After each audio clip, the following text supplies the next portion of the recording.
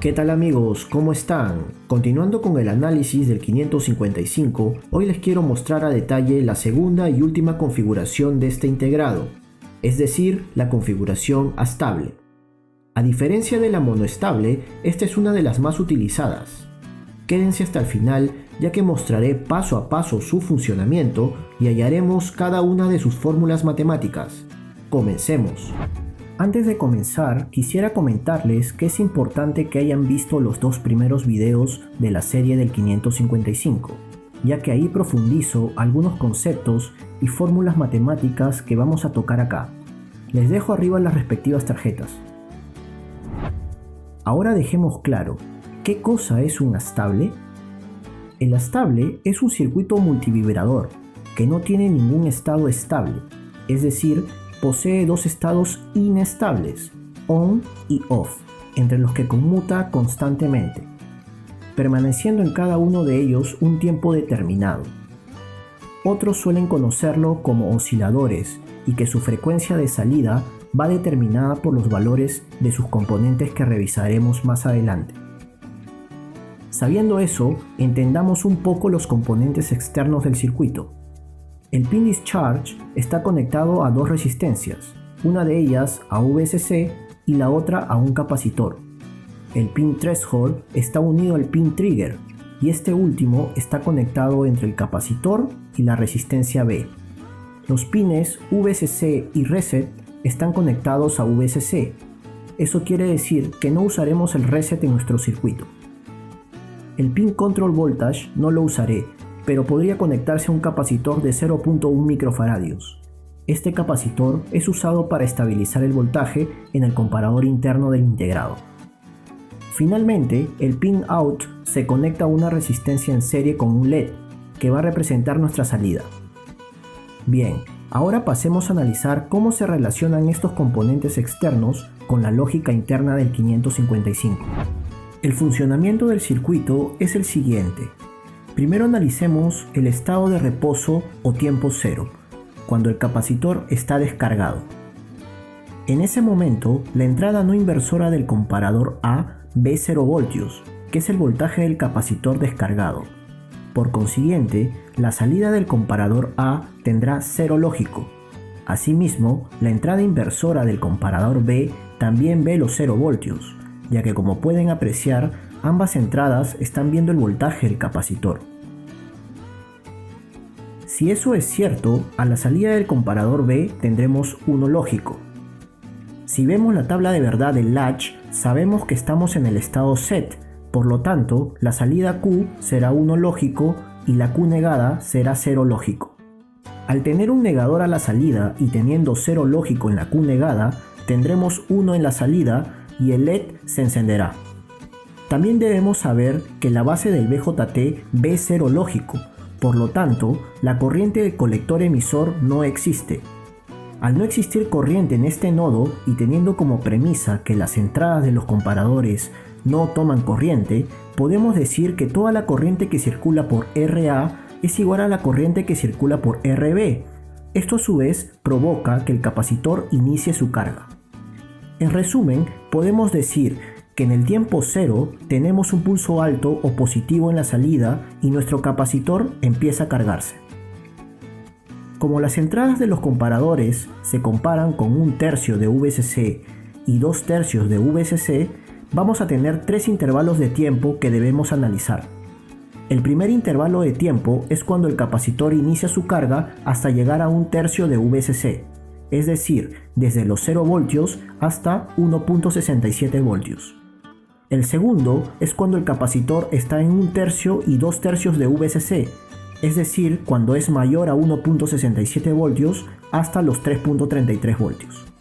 Y por último, tendremos el intervalo cuando el voltaje del capacitor sea mayor a 2/3 de VCC y el propio VCC, es decir, mayor a 3.33 voltios hasta los 5 voltios. Cuando el voltaje del capacitor sea ligeramente mayor a 1/3 de VCC, la entrada inversora del comparador B verá ese mismo voltaje y nos encontraremos en el segundo intervalo, provocando que la entrada inversora sea mayor que la entrada no inversora, dándonos 0 lógico en la salida.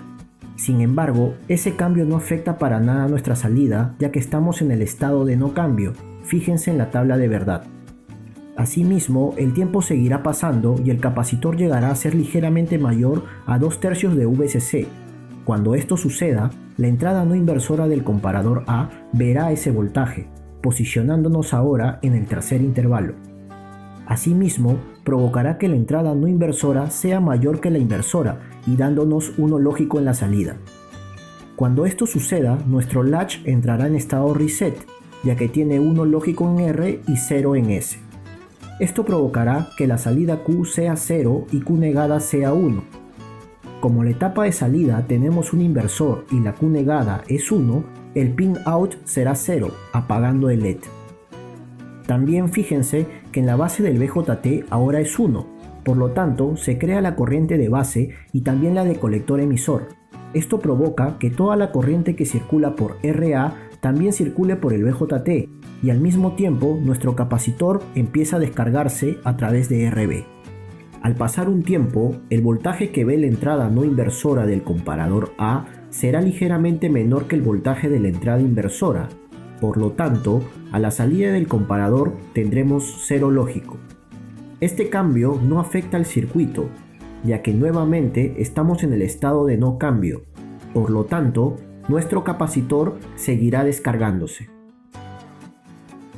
Cuando el voltaje del capacitor sea menor a 1/3 de VCC, la entrada inversora del comparador B verá ese voltaje y ahora entraremos en el intervalo 1. Asimismo, al ser la entrada inversora menor a la entrada no inversora, provocará que a la salida del comparador tengamos uno lógico. Si se fijan, estamos nuevamente en el estado set, por lo tanto, la salida Q será 1 y la Q negada será 0. Como tenemos un inversor a la salida, el pin out será 1 y nuevamente el LED se prenderá. La base del BJT vuelve a ser 0 y la corriente de colector emisor desaparece, provocando que nuevamente toda la corriente circule por RB y el capacitor, y este último empiece a cargarse nuevamente. Si se dan cuenta, hemos cerrado el ciclo, el capacitor nuevamente se está cargando y se repetirá todo nuevamente hasta que el voltaje del capacitor sea mayor a 2/3 de VCC y se vuelva a descargar. Este ciclo seguirá infinitamente. Si se dan cuenta, el voltaje del capacitor se quedará encerrado en una ventana de comparación, concretamente entre 1/3 de VCC hasta 2/3 de VCC. Estos cambios de carga y descarga del capacitor provocan que la salida también cambie, formando una señal cuadrada en el pin out. El tiempo en que la señal está en alto o uno lógico nosotros lo llamaremos tiempo on, y cuando la señal esté en bajo o cero lógico lo llamaremos tiempo off. La duración de estos tiempos dependen exclusivamente de los valores de estos tres componentes. Bien, ahora pasemos a revisar las fórmulas y cómo se relacionan estos componentes en ella. A nosotros nos interesa saber cuál es la duración de los pulsos en alto y en bajo, pero también tenemos que saber a qué frecuencia se repiten estas pulsaciones. Si revisamos la ficha técnica del LM555, puntualmente en la página 11, nos darán las siguientes fórmulas. La primera es el tiempo del pulso en alto, a lo que nosotros llamamos tiempo on. La segunda es el tiempo del pulso en bajo, a lo que nosotros llamamos tiempo off. La tercera es el periodo, que no es más que la sumatoria de ambos tiempos. La cuarta es la frecuencia, que es la inversa del periodo. Y por último, nos dan la fórmula del ciclo de trabajo, en este caso del pulso off. A diferencia de otros vídeos, yo voy a demostrar cada una de esas fórmulas. Antes de empezar, debemos simplificar el circuito para poder analizarlo. Por lo tanto, solo vamos a centrarnos en lo siguiente. Tenemos dos momentos, cuando el capacitor se carga y cuando se descarga. Cuando el capacitor se está cargando, el BJT está abierto, es decir, en corte. Por lo tanto, toda la corriente circula por la resistencia y el capacitor, provocando que éste inicie su ciclo de carga. El segundo momento es cuando el capacitor se está descargando. Esto sucede porque el BJT está conduciendo, es decir, está en saturación. Por lo tanto, el capacitor genera una corriente que circula por la resistencia RB y el BJT. Bien, ahora analicemos el momento 1, que es cuando el capacitor se está cargando. Si apreciamos, este nodo es el único que interviene en nuestro circuito, ya que el BJT es un circuito abierto. Nosotros necesitamos hallar el tiempo que toma el capacitor en cargarse, por lo tanto, analicemos los componentes que están involucrados. Como pueden apreciar, este nodo es un circuito serie. La corriente circula a través de la resistencia RA, RB y el capacitor, provocando que éste inicie su ciclo de carga. Para simplificar, vamos a llamar a R a la sumatoria de RA y RB, ya que ambas resistencias están en serie. Lo primero es colocar nuestra fórmula general de carga de un capacitor. No voy a explicar cómo se deduce esta fórmula, porque en el video sobre el circuito monoestable ya lo expliqué a detalle. Les dejo por acá la tarjeta. Esta fórmula es genérica y debemos entenderla. El valor de VC en infinito no es más que decir cuál es el voltaje al que tiende nuestro capacitor en un tiempo infinito. Por lo tanto, para nuestro caso siempre va a ser la fuente, es decir, VCC. Si reemplazamos valores, vamos a tener la fórmula que yo deducí en el video pasado. A partir de acá, vamos a factorizar el tiempo, que es lo que nos interesa. Vamos a pasar a restar VCC hacia el otro lado y multiplicamos por -1 en ambos lados para ordenar la ecuación. Luego pasamos a dividir VCC menos VO. El Euler nos está estorbando, por lo tanto, aplicamos logaritmo natural en ambos lados. Ahora podemos eliminar el Euler, ya que es una función opuesta al logaritmo natural, y nos quedaría lo siguiente. Finalmente, pasemos a multiplicar por -RC en ambos lados y tendremos el tiempo despejado, que es lo que nos interesa. Ahora debemos hallar la primera fórmula, que es el tiempo en el que el pulso está en alto o 1 lógico. Para eso debemos usar la fórmula del tiempo que hemos despejado. Asimismo, hay que tener algunas consideraciones. De acuerdo a la gráfica, para saber el tiempo en ON debemos analizar dos tiempos. Es decir, el tiempo en este punto, que es cuando el voltaje del capacitor es 1/3 de VCC, al cual llamaremos tiempo A, y este otro punto, que es cuando el voltaje del capacitor es 2/3 de VCC, al cual llamaremos tiempo B. Recuerden que este momento es cuando el capacitor se está cargando, es decir, el voltaje va de menos a más.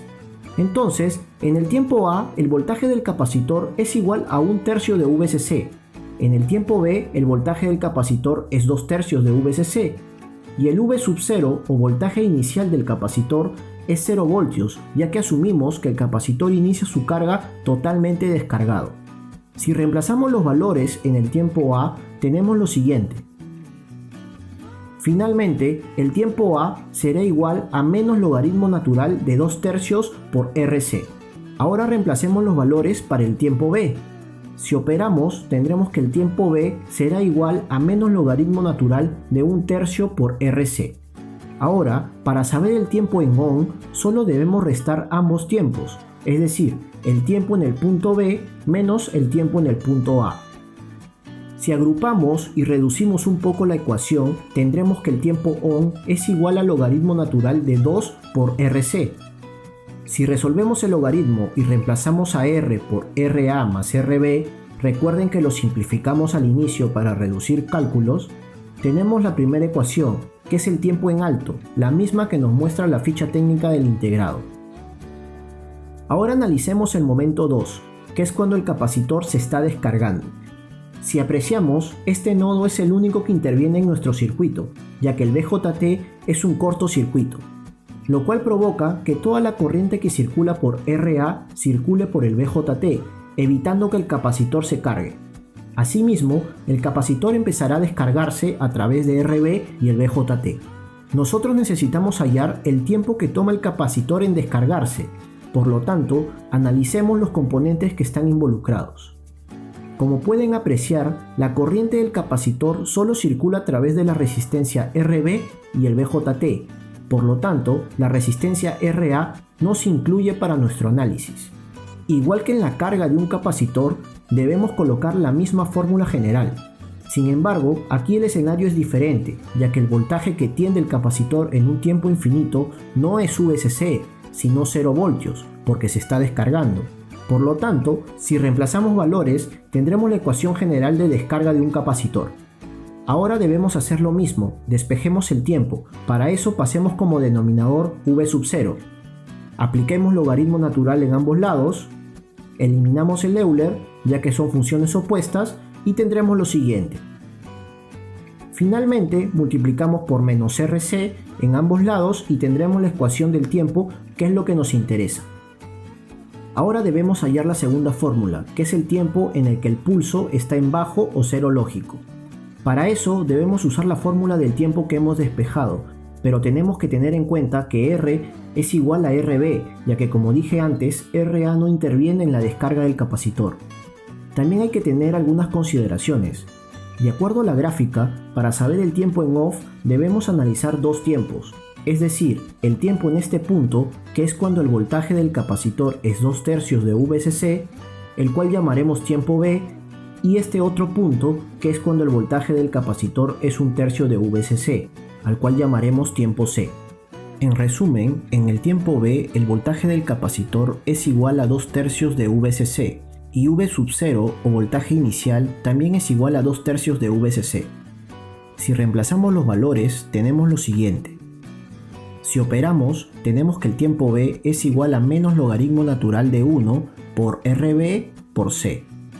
Para el tiempo C, el voltaje del capacitor es igual a 1/3 de VSC y V sub 0 o voltaje inicial es igual a 2/3 de VSC. Recuerden que se está descargando, va de más a menos. Si reemplazamos los valores, tenemos lo siguiente. Operando tenemos que el tiempo C es igual a menos logaritmo natural de 1/2 por RB por C. Ahora, para saber el tiempo en off, solo debemos restar ambos tiempos, es decir, el tiempo en el punto C menos el tiempo en el punto B. Si agrupamos y reducimos un poco la ecuación, tendremos que el tiempo off es igual al logaritmo natural de 2 por RB por C. Si resolvemos el logaritmo, tendremos la segunda ecuación, que es el tiempo en bajo, la misma que nos muestra la ficha técnica del integrado. Para poder hallar el periodo, solo debemos sumar ambas ecuaciones, es decir, el tiempo en on más el tiempo en off. Si agrupamos valores comunes, tendremos lo siguiente, que es nuestra tercera fórmula, la misma que nos muestra la ficha técnica del integrado.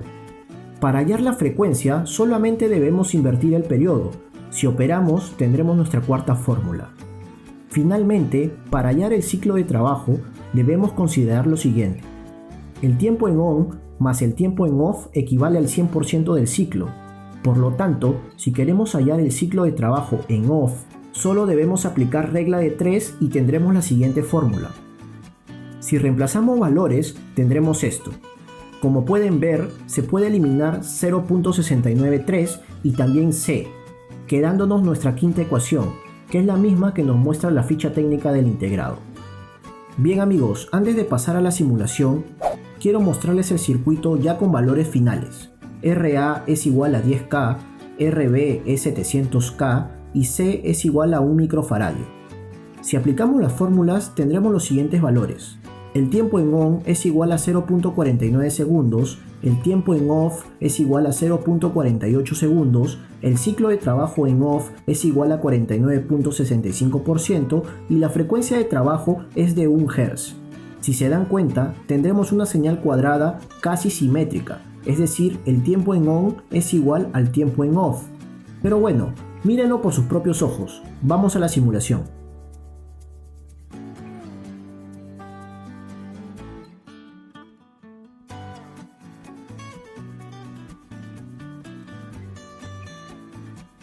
Bien amigos, llegamos al final del vídeo. Por favor, no se olviden darle like y suscribirse al canal. Déjenme en los comentarios qué otro circuito quieren que analice. Muchas gracias, hasta pronto.